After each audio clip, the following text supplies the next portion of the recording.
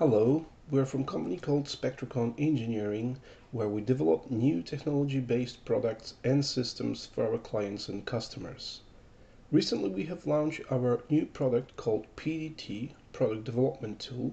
As for the last 10 years, we have seen a lot of waste in new product development processes across many industries and businesses, and we wanted to offer a solution for eliminating that waste. Before I start, I just want to make you all aware that we have recorded another video where we have explained the value proposition of the PDT, and you can find it on our website www.spectrocon.com. Okay, so let's start. So what we've got in here is a typical login page with your company name, the application name, username, password, and login button, and also and options for those who might forget their password. So let's click login. It takes the user straight into the dashboard, which is called home in here. And also we've got at the top menu products, reports, support, and admin. Also we've got in here a language option and the user options for showing his own details, changing password, and logging out.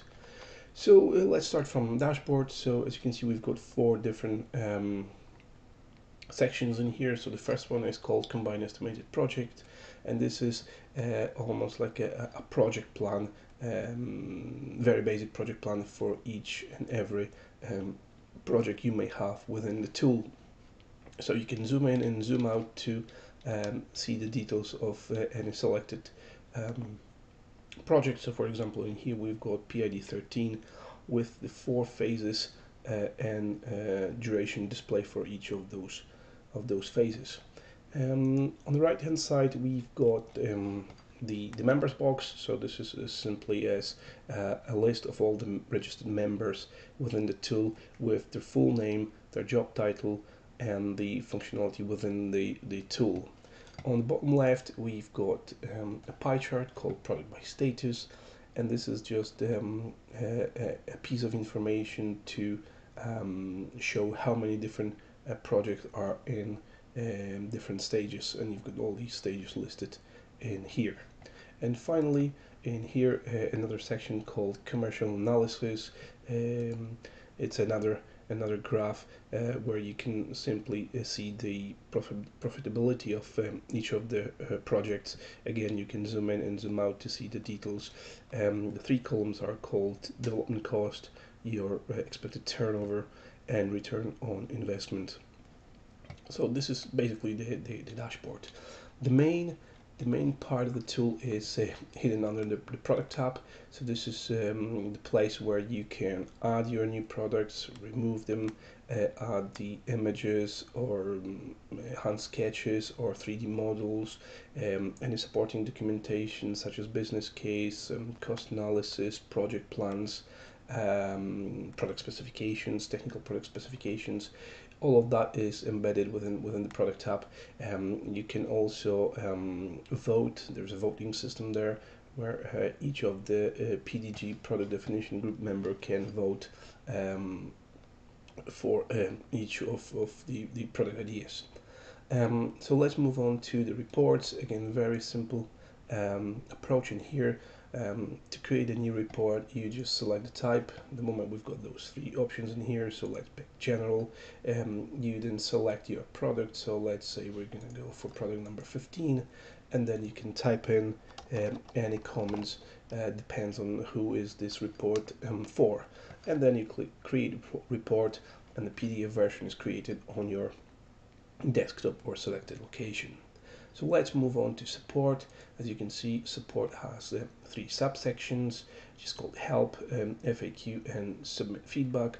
So help is just again further breakdown into the introduction for the PDT tool, definition of the process, explanation of the workflow, explanation on how to approve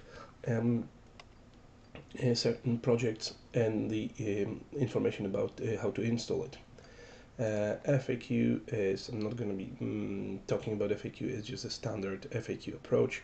And finally, the Most important feature of the support, I believe, is a submit feedback option. So what it is again a form where you can type in your feedback title, your name, job title, company name, pick a category. So at the moment we've got those installation, bugs, process improvements, layout improvements, and others.